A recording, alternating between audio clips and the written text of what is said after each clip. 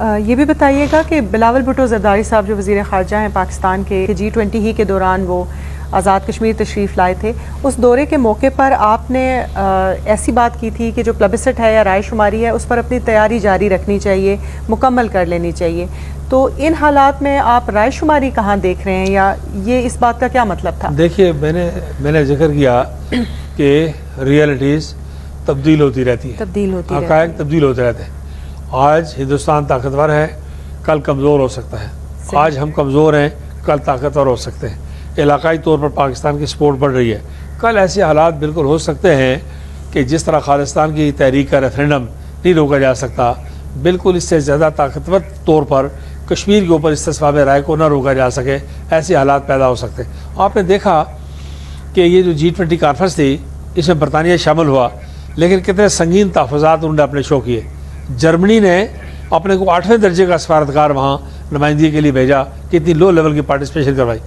تو اگر کل فرض کریں، اور میرا یقین ہے، میں تو فرض کرنے والوں میں تو معاشبینوں میں نہیں ہوں، میں تو فریق ہوں، اس تحریک کا کارکن ہوں، میں تو یقینی طور پر یہ سمجھتا ہوں کہ مجھے کشمیر کے حالات بہتر ہوتے ہوئے دکھائی دیتے. اگر یہ بات ٹھیک ہے تو پھر اس کے لیے ہماری تیاری کیا ہے؟ ہندوستان نے 4 سے 6 ملین لوگ باہر سے لا کے آباد کرنے کا فیصلہ کیا ہے فیک ڈاکومنٹس کی بنیاد پر. یہ کسی وقت سٹرائک ڈاؤن ہو جائے گا، ماضی میں ہو چکا ہے. چائنیز نے سینکڑوں طلبہ اور طالبات کو ایڈمیشنز دیے ہیں جن بچوں اور بچیوں کو ہندوستان کے پاسپورٹ پر ویزا دینے سے انکار کر دیا. چائنیز ایمبیسی کے پیپر پر انہوں نے ویزا سٹیپ کیا اور اس کو سٹیپل کیا سٹیپل ویزا کی بنیاد پر. کل اگر استصواب رائے ہوتا ہے تو ہماری تیاری کیا ہے؟ نمبر 1 بنیادی بات یہ ہے کہ آزاد کشمیر کا ڈیٹا بیس کیا جائے. نمبر 2 GB کا گلگت بلتستان کے جو 12-13 لاکھ لوگ ہیں ان کا ڈیٹا بیس کیا جائے. نمبر 3 جو پاکستان کے اندر مہاجرین جموں و کشمیر ہیں ان کا ڈیٹا بیس کیا جائے. نمبر 4 جو کشمیری تارکین وطن ہے، ہمارا ڈائسپورا ہے، اس کا ڈیٹا بیس کیا جائے. اگر کل کسی وقت ہندوستان کو اس محاذ پہ ہمیں کنفرنٹ کرنا ہی پڑے تو بجائے اس کے کہ یہ 40, 50, 60 لاکھ لوگ جو فیک ڈاکومنٹ میں وہاں بیٹھے ہوئے ہیں ان کی بنیاد پر ہمارا کیس خراب ہو، ہم اس کے مقابلے میں جینوئن بنیادوں پر اپنے کشمیری ڈیٹا بیس کروا کے انڈوز کروا لیں اسے یونائٹڈ نیشن کے اداروں کے ساتھ اور بتا دیں دنیا کو کہ یہ جینوئن کشمیری ہیں، کل ان سے پوچھیں کیا فیصلہ ہوتا ہے. تو کئی تجاویز ہیں، لیکن ایک تجویز یہ ہے کہ ہمیں اپنا ڈیٹا بیس مکمل کرنا چاہیے، اپنا سروے مکمل کرنا چاہیے، اپنی تیاری پوری کرنی چاہیے اور اپنے جو بنیادی جو موقف ہے اس سے کسی صورت روک. دیکھیے یہ بات سمجھیں، شاید یہ صاحب کے سوال کا حصہ نہ ہو لیکن اس پروگرام کے حوالے سے 19 جولائی کے حوالے سے بڑا امپورٹنٹ ہے کہ ہندوستان جتنا مرضی طاقتور ہو جائے 2 فرنٹ وار نہیں لڑ سکتا کسی صورت میں. چائنیز نے 2-3 ہزار مربع میل علاقے پر قبضہ کیا، وہاں سے ہندوستان کے زبان میں بورڈ اتارے، اب چائنیز بورڈ لگائے، چائنیز زبان کی بستیاں بسائی، وہاں ان کو سب کو تبدیل کر دیا، چائنیز ایئرپورٹ چھوٹے چھوٹے بنا دیے، اپنے فوجی اڈے بنا دیے. اور دنیا میں کوئی ایک ملک ایسا مجھے آپ بتائیے جس نے چین کے خلاف یا ہندوستان کی حمایت میں کوئی ایک سٹیٹمنٹ دیا ہو کہ یہ اتنا بڑا واقعہ ہو گیا.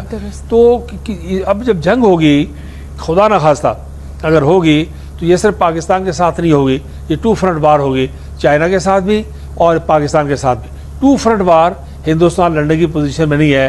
ہندوستان کی فوجی قیادت نے اور ماہرین نے ہندوستان کی قیادت کو بتا دیا ہے کہ ہم ایک وقت میں پاکستان کے ساتھ آسانی کے ساتھ اور چین کے ساتھ مشکل کے ساتھ، لیکن ایک وقت میں ایک فرنٹ پہ لڑ سکتے ہیں. چین کے ساتھ کمفرٹیبل لڑ بھی نہیں سکتے چونکہ انہیں بہت مار پڑ چکی ہے پچھلے 2-3 سالوں میں. اور پھر یہ جو چکن ایگ اسٹیٹس ہیں یہ ساری کی ساری بغاوت کے دانے پر کھڑی ہیں. خالستان کا میں پہلے ذکر کر چکا ہوں. کرناٹک کے نتائج آپ نے دیکھ لیے ہیں کہ وہاں پر مودی کو کن نتائج کا سامنا کرنا پڑا. دیکھ رہے ہیں کہ بی جے پی شکست ہونا شروع ہو گئی. تو اس لیے یہ بڑا امپورٹنٹ فیکٹر ہے کہ ہم آنے والے وقت میں پاکستان جو ہے، مجھے دیکھیے کسی کو اس بات کی توقع تھی کہ ایسا ہوگا کہ پاکستان کا، چائنا کا اور افغانستان کا فارن منسٹر جو ہے وہ اسلام آباد میں تینوں بیٹھے ہوں اور کوئی یورپین فارن منسٹر وہاں بیچ میں نہ بیٹھا ہو. آج سے سال پہلے اس بات کی کوئی امید تھی لیکن حالات تبدیل ہوئے نا، کتنی تیزی سے ہوئے ہیں، ساری دنیا نے دیکھا ہے. اور ابھی طالبان کی حکومت نے کہہ دیا کہ پاکستان کے خلاف ہتھیار اٹھانے جو ہیں ہم انہیں جرم قرار دیتے ہیں. تو یہ صورتحال تیزی کے ساتھ تبدیل ہو رہی ہے.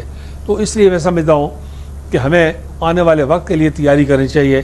ایک تو پاکستان میں نظریاتی قوتوں کو مستحکم کرنا چاہیے، کشمیر کے اندر نظریاتی قوتوں کو مستحکم کرنا چاہیے، فکری اور نظریاتی لام بندی کرنی چاہیے. تحریک آزادی کشمیر کی حامی قوتوں کو اسٹرینتھن کرنا چاہیے. آل پارٹیز حریت کانفرنس کو مضبوط کرنا چاہیے. اور یہ آپ نے کہا تھا کہ اور کیا کیا جائے, تو میں یہ کہنا چاہتا ہوں کہ کشمیر پر جب بھی آپ آگے بڑھیں گے آپ کو مذاکرات سے بات شروع کرنی پڑے گی. کسی لیول سے آپ شروع کریں, میں نہیں اس پر بحث کرتا کہ کس لیول سے شروع کریں, لیکن آپ کو مذاکرات سے بات شروع کرنی پڑے گی. آپ کو انٹرا کشمیر ٹریڈ کی بات کرنی پڑے گی, آپ کو انٹرا کشمیر ٹریول کی بات کرنی پڑے گی. کئی سال پہلے جہاں آپ کھڑے تھے آپ کو آگے جانے کے بجائے کئی سال پیچھے جانا پڑے گا اور وہاں سے دوبارہ ان باتوں کو بحال کرنا پڑے گا.